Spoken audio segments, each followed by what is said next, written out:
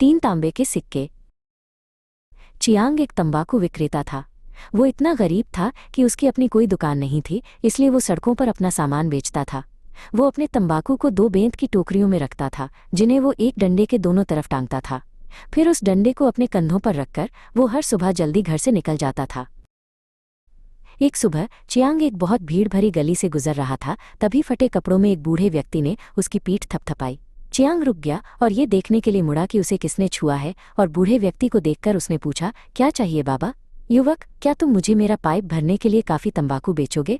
ये कहते हुए उस बूढ़े ने अपनी जेब से एक संकरे मुंह वाला मिट्टी का पाइप निकाला। चियांग ने सहमति में सिर हिलाया और अपनी टोकरियों को रखने के लिए एक जगह की तलाश की, लेकिन गली लोगों, वाहनों और जानवरों से इतनी भरी थी कि उसके लिए अपनी टोकरियां कहीं भी रखना असंभव था। इसलिए उसने बूढ़े व्यक्ति को खुद ही तंबाकू लेने के लिए कहा।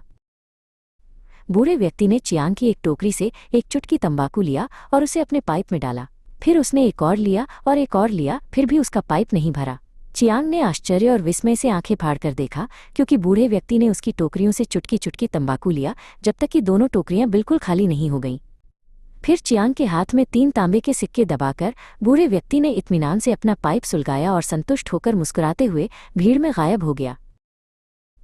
चियांग अपने आप पर बहुत गुस्सा था कि उसने बूढ़े व्यक्ति को अपनी दोनों टोकरियां खाली करने दी और बदले में सिर्फ 3 तांबे के सिक्के स्वीकार किए। उसने उन तीनों तांबे के सिक्कों को पीछे वाली टोकरी में फेंक दिया और बहुत खराब मूड में घर की ओर चल दिया। मैंने न केवल एक बुरा सौदा किया है, बल्कि अब मेरी खाली टोकरी पहले से भी ज्यादा भारी हो गई है, उसने खुद से बुदबुदाया, क्योंकि पीछे वाली टोकरी उसे नीचे खींचने लगी थी।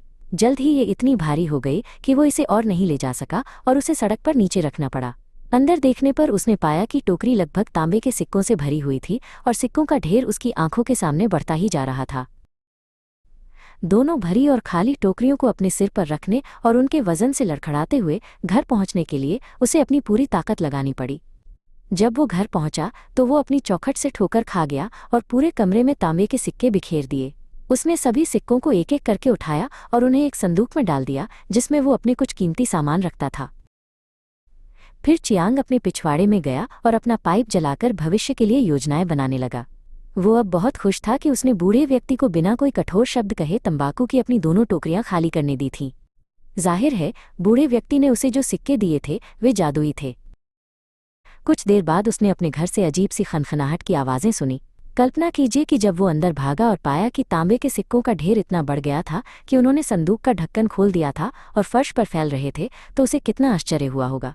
चियांग ने बाकी दिन उन सिक्कों को इकट्ठा करने और अपने पास मौजूद हर डिब्बे और टिन को उनसे भरने में बिताया। चियांग अब एक खुश आदमी था, लेकिन उसके तांबे के सिक्के जितने अधिक बढ़ते गए, वो उतना ही लालची और पैसे के पीछे पागल होता गया। इसलिए उसने साहूकार बनकर आसान तरीके से और पैसा कमाने का फैसला किया।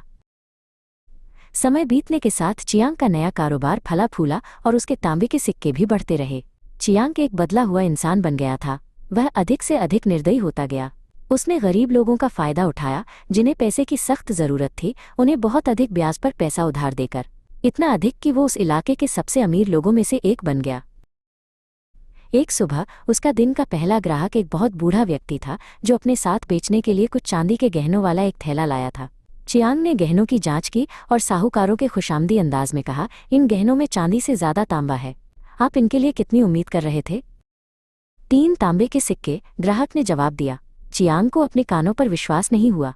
गहने शुद्ध चांदी के थे और काफी मूल्यवान थे। अपनी तिजोरी की ओर भागते हुए चियांग ने जल्दी से चांदी के गहनों को एक सुरक्षित जगह में बंद कर दिया।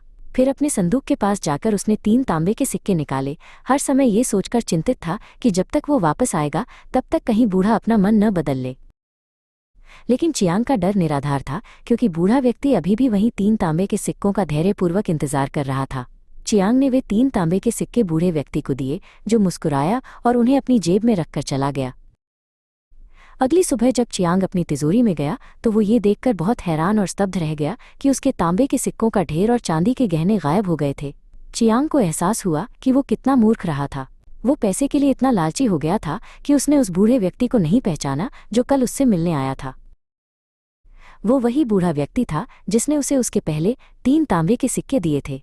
चियांग ने अपना सबक थोड़ी देर से सीखा कि जब भगवान ने बहुत कुछ दिया हो तो पैसे को इतना अधिक महत्व नहीं देना चाहिए और अधिक कमाने के लिए कभी भी घटिया तरीकों का सहारा नहीं लेना चाहिए।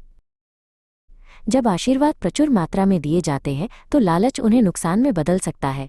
संतुष्ट रहें, दयालु रहें और कृतज्ञता को कभी न भूलें।